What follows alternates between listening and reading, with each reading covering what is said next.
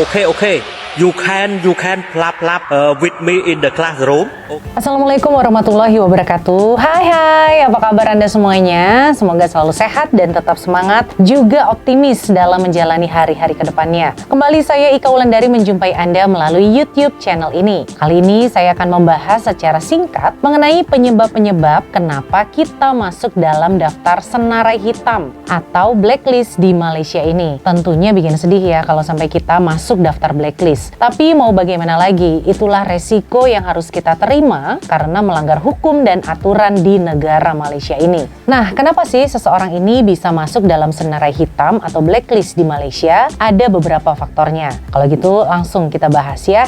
Penyebab yang pertama adalah dia pernah dideportasi dari Malaysia sebelumnya. Lalu masuk lagi ke Malaysia melalui jalan belakang, jalan tikus, atau masuknya itu naik kapal tongkang. Intinya masuk secara ilegal, atau kalau kata orang Malaysia itu masuk secara haram. Nah, dia ini kena blacklist nih sebenarnya kalau dideportasi, dan biasanya masa blacklist itu berlaku 3 hingga 5 tahun.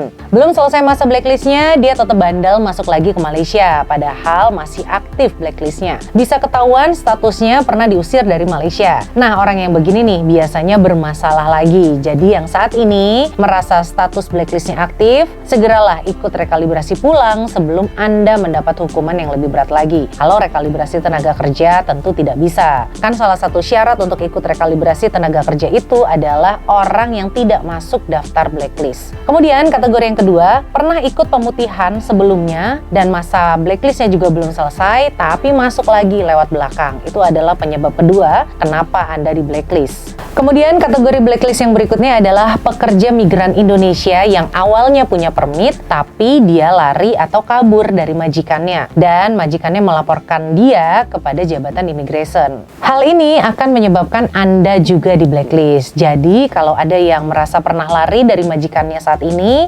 Anda itu berarti bisa saja masuk dalam senarai hitam di Malaysia. Lalu bagaimana caranya untuk mengetahui bahwa majikan kita itu melapor atau tidak? Ya, tidak ada yang tahu. Hanya majikan dan immigration yang tahu. Tetapi begitu Anda disidik jari di jabatan immigration, nah di situ baru ketahuan deh bahwa Anda itu sudah pernah dilaporkan oleh majikan. Karena majikan sudah membuat laporan ke jabatan immigration pada hari sekian, tanggal sekian itu ada infonya. Dan mustahil rasanya kalau majikan itu tidak lapor ke immigration. Karena pihak majikan tentunya tidak ingin permit kerja atas nama perusahaannya atau atas nama dirinya disalahgunakan oleh pekerjanya yang kabur atau lari entah kemana. Kemudian penyebab lainnya adalah Anda ketika itu punya paspor, kemudian punya permit juga lengkap deh pokoknya. Namun permitnya ini habis masa dan Anda tidak mengurus lagi. Kemudian Anda mengikuti rekalibrasi pulang, itu juga blacklist. Kemudian ketika dulu Anda masuk ke Malaysia menggunakan paspor pelancong, sebenarnya ini nggak ada kategori paspor pelancong. Yang benar adalah paspor biasa Anda masuk ke Malaysia statusnya sebagai pelancong dengan menggunakan izin masuk selama 30 hari. Tapi biasanya orang-orang itu menyebut paspor pelancong. Intinya sebagai pelancong atau paspor pelancong, tetap kalau Anda tidak ada permit, Anda pulang lewat rekalibrasi pulang, tetap kena blacklist. Dan semua masa blacklist ini hampir sampai 5 tahun. Nggak pernah tuh di blacklist setahun, 2 tahun nggak pernah. Biasanya 3 hingga 5 tahun.